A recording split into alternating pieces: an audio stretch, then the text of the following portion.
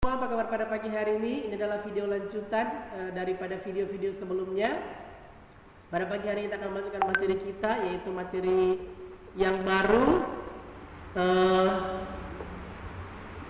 yaitu tentang yang pertama adalah interval nada. Ya, interval nada ini adalah lanjutan daripada materi yang sudah saya kirim kemarin.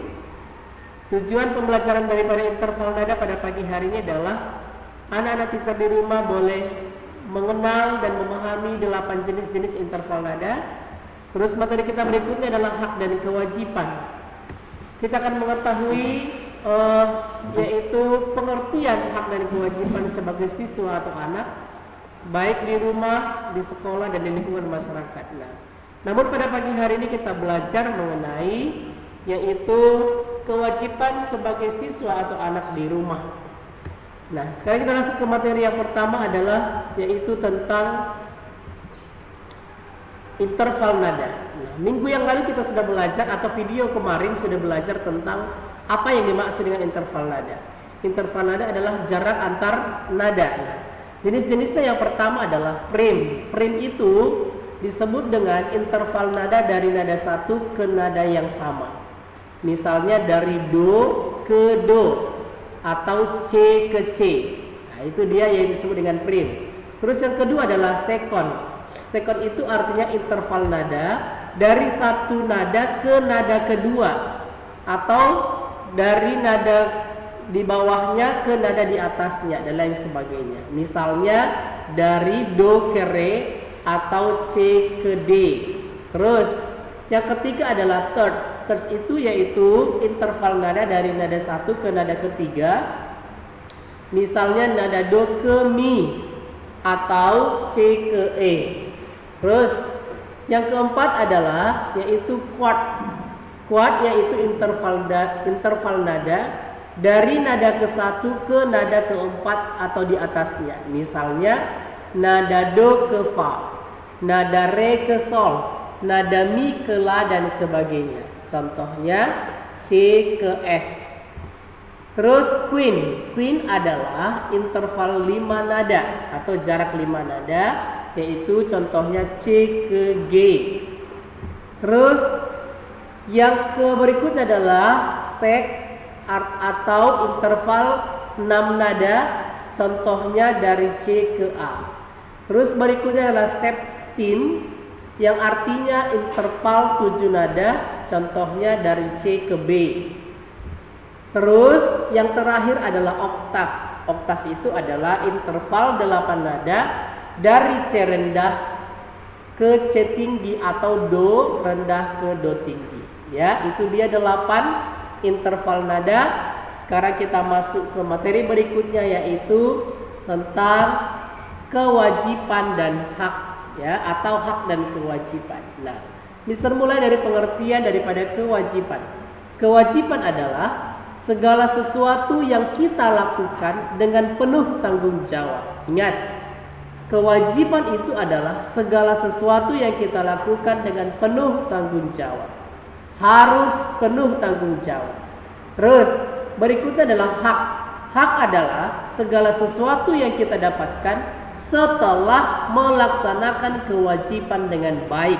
Ingat, hak itu akan kita peroleh kalau kita melaksanakan kewajiban dengan baik. Makanya di atas itu perlu dengan tanggung jawab.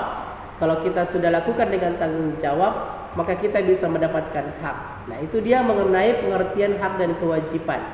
Sekarang kita masuk ke berikutnya, yaitu tentang contoh kewajiban anak atau siswa di rumah. Yang pertama adalah menjaga kebersihan rumah. Nah, menjaga kebersihan rumah merupakan kewajiban anak di rumah. Yang kedua, patuh pada orang tua. Berarti menuruti peraturan orang tua, ya. Terus yang berikutnya adalah menghormati dan menghargai anggota keluarga, ya. Berarti menghargai abang, menghargai adik, menghargai paman, menghargai bibi, dan lain sebagainya. Terus belajar di rumah. Nah, itu juga kewajiban anak di rumah, ya. Mengerjakan tugas dari sekolah.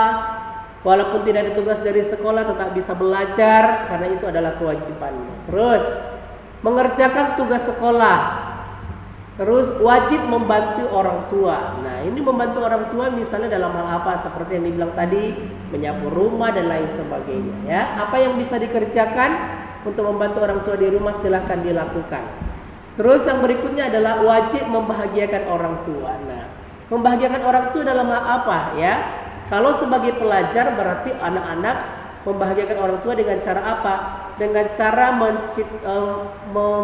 memberikan prestasi, menghasilkan prestasi di sekolah. Misalnya kita ranking, ataupun tidak ranking, misalnya bagus-bagus sekolah, mengerjakan tugas, mengerjakan kegiatan-kegiatan ini dengan baik, maka dengan itu orang tua bisa bahagia. Nah, itu dia contoh kewajiban anak di rumah, siswa di rumah. Terus masuk kita ke terakhir adalah menjaga nama baik keluarga. Menjaga nama baik keluarga artinya ya kita itu harus menjaga nama baik keluarga itu. Misalnya dengan kita menghormati tetangga, maka nama baik keluarga kita terjaga. Atau misalnya kalau kamu sering aja berantem, maka secara otomatis kamu tidak menjaga nama baik keluarga. Oke, itu dia contoh-contoh kewajiban anak di rumah. Masuk kita kepada yang terakhir, yaitu contoh hak anak di rumah. Seperti yang pertama, setiap anak memiliki hak mendapatkan kasih sayang dari orang tua dan anggota keluarga. Jadi mendapatkan kasih sayang dari orang tua dan anggota keluarga. Terus setiap anak memiliki hak untuk mendapatkan kesempatan bermain dengan teman sebaya dan hak untuk berkreasi. Nah, ya, hak kamu adalah untuk bermain, silahkan. Terus untuk berkreasi ini artinya jalan-jalan dan lain sebagainya, itu hak kamu. Terus berikutnya adalah setiap anak memiliki hak mendapatkan perlindungan dari orang tua. Nah, jadi ada berapa hak di rumah?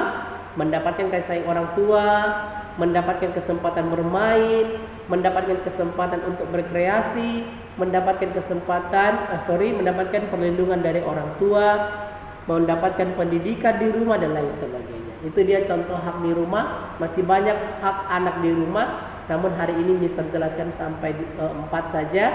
Dan Mister berharap dengan adanya video kali ini boleh membantu anak-anak teacher di rumah dalam memahami wawasan dan pembelajaran kita pada pagi hari ini. Sekali lagi selamat belajar dan berprestasi.